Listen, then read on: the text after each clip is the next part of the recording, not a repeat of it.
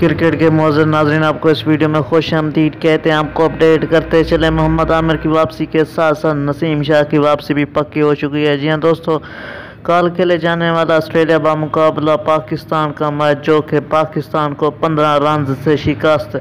जी हाँ दोस्तों, बाबर आजम और मोहम्मद इफ्तिखार की शानदार बैटिंग की बदौलत अब ये प्लेयर चलने लगे हैं। जी हाँ दोस्तों, लेकिन अभी तक बैटिंग लाइन के साथ साथ बॉलिंग लाइन बेहतर नहीं हुई, इसकी तैयारी जारी है। जी हाँ दोस्तों, चीफ सेलेक्टर इंजमाम उल हक और पीसीबी चेयरमैन ज़का अशरफ का कहना था कि इस पर पूरी कोशिश कर रहे हैं कि पाकिस्तान टीम को मजबूत बनाया जा सके, लेकिन अभी तक ये फैसला नहीं हुआ कि पाकिस्तान टीम के स्क्वाड में मेन कौन से खिलाड़ी शामिल होंगे। जी हाँ दोस्तों, अभी ये फैसला बाकी है करना, आपको आगाह करते चले। लेकिन मोहम्मद आमिर के साथ साथ नसीम शाह अब फिट हो चुके हैं और वो लंदन से भारत पहुंच चुके हैं।